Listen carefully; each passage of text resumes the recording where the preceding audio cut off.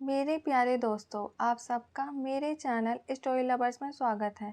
Okay guys, FF का next part start करते हैं। लास्ट पार्ट में हमने सुना था कि वी ने लेंजा को पलंग से धक्का दे दिया था और दोनों एक दूसरे को घूर रहे थे। अब आगे लेंजा कहता है, बेबी तुमने मुझे धक्का क्यों दिया? क्या कोई अपने हस्बैंड को ऐसे धक्का देता है? अगर मुझे ज़्यादा तेज लग जाती तो तुम्हें ही मेरी सेवा करनी पड़ती। विंग गुस्से से कहता है, मैं तुम्हारा बेबी नहीं हूँ, तुम मेरे हस्बैंड नहीं हो।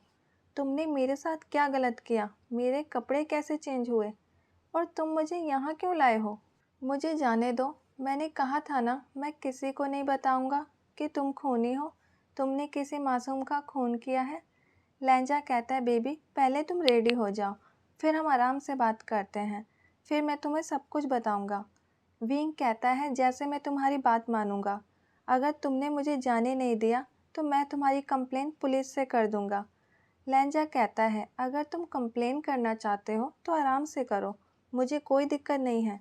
और तुम पुलिस को ये भी बता देना कि मैंने कल खून किया था।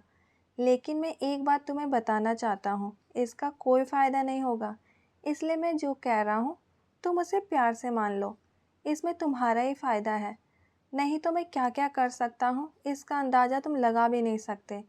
विंग कहता है, तुम कुछ नहीं कर सकते, मैं तुम्हारे साथ नहीं रहने वाला। लहंजा कहता है, विंग तुम्हारे पास आधा घंटा है, जल्दी से तैयार हो जाओ, इससे पहले कि मैं अपना कंट्रोल खो दूँ और कुछ ऐसा कर जाऊँ जो शायद तुम्हें पसंद ना आए।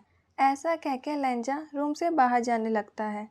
जैसे ही लहंजा बाहर निकलता है उसे याद आता है कि उसने विंग को बाथरूम भी नहीं बताया, ना ही ये बताया कि वो अपने कपड़े कहाँ से निकाले। विंग को तो कुछ भी याद नहीं है, उसे ये सब ढूंढने में दिक्कत होगी। उसे लगता है उसे विंग को बता देना चाहिए कि कहाँ पर क्या है। ऐसा सोचकर लहंजा वापस रूम के अंदर जाता है, लेकिन अंदर जाते ही लहंजा के चेहरे पर एक बड़ी सी स्माइल आ जाती है। विंग बिना किसी की मदद के पलंग से उठता है और अलमीरा से अपने कपड़े निकालकर बाथरूम में चला जाता है। विंग एक मिनट के लिए भी कंफ्यूज नहीं हुआ कि उसकी अलमीरा कहाँ पर है और वो बाथरूम में भी सीधा चला गया। उसे कुछ भी ढूंढने में किसी की भी मदद की जरूरत नहीं पड़ी। लहंजा ये सब देखकर अपने मन में कहता है, विंग तुम कह रहे थे कि तुम मुझे नहीं जानते, लेकिन तुम तो मेरे रूम का हर कोना जानते हो। तुम अपनी याददाश्त खो चुके हो, फिर भी तुम्हें बाथरूम का रास्ता और अलमीरा याद है। मुझे तो लगता है तुम इस मैंसन का हर कोना बिना किसी की सहायता से घूम सकते हो। ऐसा सोचकर लहंजा बाथरूम के दरवाजे के बाहर खड़ा होकर कहता है, बेबी रेडी होकर डाइनिंग टेबल पर आ जाना, मैं तुम्हारा वहाँ पर इंतज़ार करूँगा। लहंजा को पूरी उम्मीद थी कि विंग बिना किसी की मदद के आराम से डाइनिंग टेबल पर आ जाएगा। लहंजा विंग को ऑर्डर देकर रूम से बाहर चला जाता है। विंग बाथरूम में अपने कपड़े खोलकर नहा रहा था। उसने शीशे में भी अपने आप को अच्छे से देखा। वो कहता है, लगता है उस खूनी ने मेरे साथ कुछ भी गलत नहीं किया, क्योंकि ना ही मुझे कहीं दर्द का एहसास हो रहा है और ना ही मेरे शरीर पर कोई निशान है। क्या वो सच कह रहा है? ऐसा हो सकता है? क्या वो मेरा सच में हस्बैंड हो? लेकिन क्या मैंने इतने डेंजर इंसान से शादी की थी? विंग का नहाना कंप्लीट हो गया। जब विंग अपने कपड़े पहनता है तो हैरान हो गया। ये कपड़े उसी के साइज के थे, लेकिन लहंजा और विंग के साइज में तो बहुत अंतर था। विंग को तो पता ही नहीं था कि उसने अपने ही कपड़े पहने हैं, जो करीबन 4 साल पहले वो पहना करता था। सर्वेंट ने विंग के सारे कपड़े वापस अलमीरा में रख दिए थे।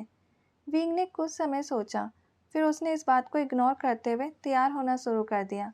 जब विंग तैयार होकर रूम से बाहर जाने लगा तो उसे सब कुछ जाना पहचाना लग रहा था। अब उसकी नज़र अपने फ़ोटो पर गई जो दीवार पर टंगी हुई थी। विंग का कुछ समय के लिए माइंड ब्लैंक हो गया। वो अपनी फ़ोटो को गौर से देखने लगा। फिर उसकी नज़र वेडिंग फ़ोटो पर गई। विंग अपने आप ही दीवार के उस कोने पर गया जहाँ पर वेडिंग फ़ोटो लगी थी। विंग अपने मन में कहता है, क्या ये सच में मैं हूँ? क्या सच में ये खूनी मेरा हस्बैंड है? लेकिन उसकी बातों में कुछ ना कुछ तो सच्चाई है। शायद वो सच कह रहा है। मुझे उसकी बातों को सुनना चाहिए। ऐसे में यंग ने साफ साफ कहा था कि वो मुझे नहीं जानता, और यंग पूछने पर भी कुछ बताने के लिए तैयार नहीं था, और लहंजा बिना पूछे सब कुछ बताने के लिए तैयार है। अगर लहंजा सच कह रहा है तो मेरी फैमिली के बारे में भी जानता होगा। जब विंग ये सब सोच रहा था तो लैन मैंसन के मेन गेट पर बहुत सारे कदमों की आहट होती है। मैंसन के अंदर से बहुत सारे लोगों की आवाज़ आती है। विंग कहता है अचानक से मैंसन के अंदर इतना शोर क्यों हो रहा है। विंग भी उस तरफ जाने लगता है जहाँ से आवाज़ें आ रही थी। लेंजा ने कल रात को कॉल करके जियांग फैमिली को विंग की जिंदा होने की बात बताई थी। करीबन रात के 1 बजे लेंजा ने कॉल किया था। पहले तो मिस्टर जियांग लेंजा का कॉल देखकर डर गए, क्योंकि इतनी रात को कॉल करने का मतलब है कोई बहुत बड़ी बात। और सब पहले विंग को खो चुके थे। अब वो नहीं चाहते थे कि उनके परिवार को और किसी दुख का सामना करना पड़े। मिस्टर जियांग डर के साथ फ़ोन रिसीव करते हैं, लेकिन फ़ोन के दूसरे साइड से लेंजा की आवाज़ एक खनक के साथ आ रही थी। इसका साफ अर्थ था कि लेंजा बहुत खुश है। मिस्टर जियांग पूछते हैं, बेटा क्या हुआ, तुमने इतनी रात को कॉल क्यों किया। लेंजा कहता है, डैड आज मैं बहुत खुश हूँ, हमारा विंग जिंदा है। पहले तो मिस्टर जियांग को विश्वास नहीं हुआ, लेकिन लेंजा ने उन्हें सब कुछ बता दिया। जियांग फैमिली ये खबर सुनकर बहुत खुश थे। उनकी ज़िंदगी में तो बहुत बड़ा चमत्कार हुआ था। उनका लाडला जिंदा था। अपने बेटे से मिलने की चाह में पूरी जियांग फैमिली संघाई के लिए निकल गए।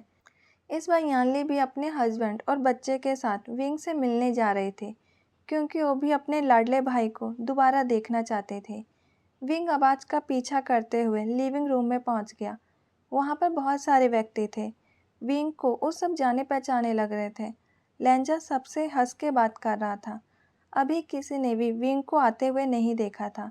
विंग के कदम अपने आप ही यानली के पास मुड़ गए। विंग बहुत ही प्यार से कहता है, सीजे। अब सबकी नज़र विंग पर गई। सब ये देखकर हैरान थे कि विंग अपने आप ही यानली के पास आया था और उसे सीजे कह रहा था। क्या विंग को सब कुछ याद आ गया था। विंग अचानक से यानली को सॉरी बोलता है और कहता है, पता नहीं मैंने आपको सीजे क्यों बोला। मिसेज जियांग भागकर विंग को अपने गले से लगा लेती है और कहती है, बेटा तुम ठीक हो। पूरी जियांग फैमिली विंग पर अपना लाड दिखा रहे थे। विंग को सब व्यक्ति जाने पहचाने लग रहे थे, लेकिन उसे कुछ भी याद नहीं आ रहा था। लेंजा विंग के चेहरे की कन्फ्यूजन को अच्छे से समझ पा रहा था। लेंजा विंग को कहता है, बेबी ये सब तुम्हारी फैमिली है। वो एक एक करके सबके बारे में विंग को बताने लगता है। विंग बहुत ही ध्यान से सब कुछ सुन रहा था। शायद वो भी अपना अतीत जानने के लिए बहुत उत्सुक था। उसे कहीं ना कहीं लेंजा की हर बात पर विश्वास भी था। विंग कहता है, अगर आप सब सच कह रहे हैं कि मैं आपका विंग हूँ, तो क्या आप मुझे बता सकते हैं कि मेरे साथ क्या हुआ था। लेंजा कहता है, बेबी डाइनिंग टेबल पर चलते हैं, सबको भूख भी लगी है। सब लंबा सफ़र तय करके सिर्फ अपने लाडले से मिलने आए हैं। हम खाते खाते बात करते हैं। विंग भी हाँ में अपना सर हिलाता है। सब डाइनिंग टेबल पर बैठ जाते हैं। लेंजा विंग को लिंग जियाओ की बात बताता है और ये भी बताता है कि वो कैसे खाई में गिरा था। विंग को ये कहानी जानी पहचानी लग रही थी, लेकिन अभी उसकी यादें बहुत ही धुंधली थी। उसे कुछ भी क्लियर नहीं था। विंग लेंजा की तरफ देखता है और कहता है, हमारी लव मैरिज हुई थी या अरेंज मैरिज। लेंजा के गले में अचानक से खाना अटक गया। जियांगचंग लेंजा के बगल में ही बैठा था। वो लेंजा को पानी देता है और उसकी पीठ को सहलाते हुए उसके कान के पास जाकर बहुत ही धीरे से बोलता है, जब तुम विंग को सारी कहानी बता रहे हो तो ये भी बताओ ना, तुमने उसे किडनैप किया था और उसे फोर्स किया था तुमसे शादी करने के लिए। ये मैरिज ना ही लव है ना ही अरेंज, बल्कि ये फोर्स मैरिज है। जियांगचंग जानबूझकर लेंजा को परेशान कर रहा था। हमेशा लेंजा सबको परेशान करता था, अपनी मनमानी करता था, लेकिन आज जियांगचंग को मौका मिला था लेंजा को परेशान करने का। जियांगचंग कहता है, अगर तुम्हें बताने में दिक्कत हो रही है तो मुझे बताओ, मैं तुम्हारी मदद करता हूँ विंग को सारी बात बताने में। विंग कब से लेंजा और जियांगचंग को देख रहा था। जियांगचंग धीरे धीरे कुछ बोल रहा था और लेंजा गुस्से से जियांगचंग को घूर रहा था। विंग कहता है, क्या हुआ, मैंने कुछ गलत पूछ लिया क्या, तुम दोनों क्या बात कर रहे हो। जियांगचंग कहता है, लिटिल ब्रदर तुमने बहुत अच्छा सवाल पूछा है। मैं तो यही कह रहा था लेंजा को कि वो तुम्हें सब कुछ बता दे। हमारा प्यारा लेंजा डिसाइड नहीं कर पा रहा कि ये कहाँ से स्टार्ट करे, इसलिए मैंने इसे ऑफ़र दिया कि अगर तुम्हें दिक्कत हो रही है बताने में तो मैं बता देता हूँ। विंग कहता है, मुझे कोई प्रॉब्लम नहीं है, कोई भी बता सकता है। जियांग चैंग कहता है ठीक है, फिर मैं बताता हूँ। लेंजा गुस्से से कहता है कोई ज़रूरत नहीं है, मैं खुद बता सकता हूँ। जियांग चैंग कहता है ठीक है, बोलना स्टार्ट करो, हम भी सुन रहे हैं। लेंजा कहता है विंग, हम कॉलेज में मिले थे और तुम्हें मुझसे प्यार हो गया था। तुम हमेशा मेरे आगे पीछे घूमा करते थे। तुम्हारे भाई को मैं पसंद नहीं था, लेकिन मैं भी तुम्हें धीरे धीरे प्यार करने लगा और हमने भाग के शादी कर ली। जियांग चैंग लेंजा को डिसबिलीव के साथ देख रहा था, क्योंकि लेंजा ने अपने प्यार की झूठी कहानी बताई थी। शायद वो अपनी इमेज विंग के सामने खराब नहीं करना चाहता था। विंग सरप्राइज के साथ लेंजा को देख रहा था और कहता है मैं तुम्हारे पीछे पड़ा था, लेकिन मुझे ऐसा नहीं लगता। मिस्टर और मिसेज जियांग, यानले सब लेंजा को अजीब नज़रों से देख रहे थे। उन सबको पता था कि कौन किसके पीछे पड़ा था, लेकिन लेंजा अपनी आंखों से ही उनसे मदद मांग रहा था, इसलिए कोई कुछ नहीं बोलता। सब डाइनिंग टेबल पर बहुत सारी बातें करते हैं। जियांग फैमिली बहुत सारा प्यार विंग पर लुटाते हैं। युआन और जिंगलिंग एक दूसरे के साथ खेलते भी हैं और लड़ते भी हैं। जियांग फैमिली बोलती है लेंजा अब हमें चलना चाहिए। लेंजा कहता है आप इतनी जल्दी क्यों जा रहे हैं, कुछ दिन यहीं रुकिए ना। मिस्टर जियांग कहते हैं बेटा हमें जाना चाहिए, तुम दोनों को एक दूसरे के साथ टाइम स्पेंड करना चाहिए। जियांग फैमिली सबसे विदाई लेते हैं और वापस अपने शहर चले जाते हैं। जियांग फैमिली के जाने के बाद लेंजा विंग से कहता है बेबी तुम तैयार हो जाओ, हमें हॉस्पिटल जाना है। विंग अपनी आंखों से ही पूछ रहा था क्यों। लेंजा विंग की आंखों का इशारा समझते हुए कहता है हमें तुम्हारा एक बार चेकअप करा लेना चाहिए, ताकि हमें पता चल सके कि तुम्हारी याददाश्त क्यों वापस नहीं आ रही। विंग हॉस्पिटल जाने के लिए तैयार हो जाता है, क्योंकि विंग भी चाहता था कि उसकी याददाश्त जल्दी ही वापस आ जाए। विंग और लेंजा मैंसन से बाहर निकलने से पहले युआन को समझाते हैं कि वो कोई शैतानी ना करे। युआन भी उनके साथ जाना चाहता था, लेकिन लेंजा उसे मना कर रहा था। युआन का चेहरा उतर गया, ऐसा लग रहा था जैसे वो रोने वाला है। युआन कभी भी ऐसे बिहेव नहीं करता था, लेकिन वो विंग के साथ जाना चाहता था। विंग लेंजा से कहता है लेंजा युआन को भी हम अपने साथ ले जाते हैं, ऐसे भी आज युआन स्कूल नहीं गया, वो घर पर बोर हो जाएगा। लेंजा विंग की बात को मना नहीं कर पाता और युआन को साथ ले जाने के लिए तैयार हो जाता है। कुछ ही समय में लेंजा की कार हॉस्पिटल के बाहर रुकती है। लेंजा रिसेप्शनिस्ट के पास जाकर पूछता है कि क्या आप बता सकते हैं न्यूरोलॉजिस्ट का केविन किधर है। लेकिन रिसेप्शनिस्ट का जवाब सुने बिना विंग आगे बढ़ गया। लेंजा जब देखता है विंग आगे बढ़ गया तो वो भी विंग का पीछा कर लेता है। विंग ने युआन का हाथ पकड़ रखा था। विंग बिना किसी के मदद के न्यूरोलॉजिस्ट के केबिन के बाहर खड़ा था। विंग ने इस हॉस्पिटल में काफ़ी समय काम किया था, यही कारण था कि उसका दिमाग अपने आप ही उसे यहाँ लेके आ गया। लेंजा विंग को कहता है तुम अपने आप यहाँ पहुँच गए, तुम्हें पता है तुम इसी हॉस्पिटल में जॉब करते थे, तुम एक डॉक्टर हो। विंग लेंजा की बात सुन रहा था और उसकी बात को मान भी रहा था। लेंजा विंग से कहता है हमें केबिन के अंदर चलना चाहिए। विंग हाँ में अपना सर हिलाता है। लेंजा डॉक्टर से अंदर आने की परमिशन मांगता है। डॉक्टर काफ़ी हैंडसम था। डॉक्टर का नाम डैरेन था। डैरेन सामने देखे बिना कहता है अंदर आ जाओ। विंग युआन को केबिन के बाहर बेंच पर बैठाकर कहता है बेटा यहाँ से हिलना मत, मैं अभी डॉक्टर से मिलकर आता हूँ। विंग लेंजा के पीछे केबिन के अंदर चला जाता है। डॉक्टर जैसे ही अपने सामने खड़े इंसान को देखते हैं, उसे अपनी आंखों पर विश्वास नहीं होता। वो अपनी सीट से खड़ा होता है और विंग को गले से लगाकर कहता है डॉक्टर विंग आप ठीक हो। डॉक्टर वैंकिंग तो कह रही थी कि खाई में गिरने के कारण आपकी मौत हो गई। अगर आप ठीक थे तो हॉस्पिटल में आए क्यों नहीं? आप हमारे हॉस्पिटल के बेस्ट डॉक्टर हैं। लेंजा विंग को हाथ से पकड़कर अपने पास खींच लेता है। लेंजा को बिल्कुल पसंद नहीं अगर कोई विंग को टच करे, चाहे सामने वाले की इंटेंशन कुछ भी हो। डैरेन को समझ आ रहा था कि लेंजा जेलस फील कर रहा है। डॉक्टर डैरेन कहते हैं लेंजा मैं जानता हूँ आप डॉक्टर विंग के हस्बैंड हैं, आपका विंग आपसे कोई नहीं छीनेगा। विंग डैरेन को गौर से देख रहा था, क्योंकि वो डैरेन को नहीं पहचानता था। लेकिन विंग को ये बात तो क्लियर हो गई कि लेंजा उसका सच में हस्बैंड है। लेंजा कहता है डॉक्टर विंग अपनी याददाश्त भूल चुका है, प्लीज़ आप चेक करिए, हो सके तो दूर से चेक करिएगा। डैरेन लेंजा की बात सुनकर हैरान था। दूर से चेक करिए का क्या मतलब है? अगर उसे चेक करना है तो उसे तो विंग को टच करना ही पड़ेगा। डैरेन कहता है लेंजा आप बाहर जाइए, मुझे अकेले में चेक करना होगा। लेंजा कहता है बिल्कुल नहीं, जो चेक करना है मेरे सामने करिए। मैं अपने बेबी को अकेला नहीं छोड़ सकता, वो अकेले घबरा जाएगा।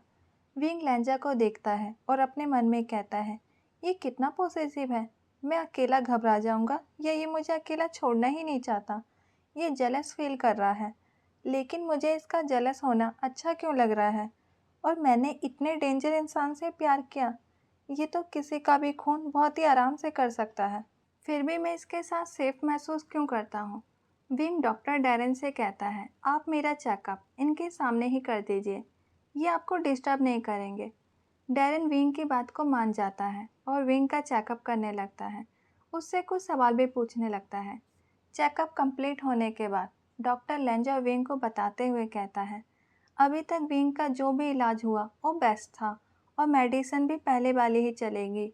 कुछ याद न आने का कारण ये हो सकता है कि विंग अभी तक एक अनजान शहर में था, जिसके कारण वो अपनी पुरानी यादों से कनेक्ट नहीं कर पा रहा था। अब विंग अपने शहर में आ गया है। हो सकता है उसे अब सब कुछ जल्दी ही याद आ जाए। हाँ, मेडिसिन टाइम से खाना और सारी मेडिसिन पुरानी वाली ही चलेगी। विंग और लेंजा डॉक्टर को थैंक यू बोलते हैं और केविन के बाहर चले जाते हैं। युआन जैसे ही अपने डैड और डैडा को केबिन के बाहर आते हुए देखता है, वो भागकर उनके पास जाता है और विंग का हाथ पकड़ लेता है। युआन कहता है, डैडा मुझे आइसक्रीम खानी है, चलो ना खाने चलते हैं। विंग लेंजा से कहता है, चलो ना आइसक्रीम पार्लर चलते हैं, युआन को आइसक्रीम खानी है। लेंजा कहता है, ठीक है चलो। लेंजा हॉस्पिटल के पास वाले आइसक्रीम पार्लर में विंग और युआन को लेके जाता है। जैसे ही दोनों अपने बच्चे के साथ कार से नीचे उतरते हैं, सामने की दीवार पर विंग की बहुत बड़ी सी फोटो थी, जिसमें लिखा था मिसिंग। इन्फॉर्मेशन देने वाले व्यक्ति को 5 करोड़ का इनाम। जिसको भी ये व्यक्ति कहीं नजर आए, प्लीज़ इस नंबर पर संपर्क करें। लेंजा विंग से कहता है, ये क्या है, कौन ढूंढ रहा है तुम्हें? वापस कार में बैठो, नहीं तो लोग तुम्हारे पीछे पड़ जाएंगे। विंग जल्दी से कार के अंदर बैठ जाता है। युआन भी वापस कार में बैठ जाता है। ओके गाइस, आज का पार्ट यहीं रखते हैं। Bye, thank you.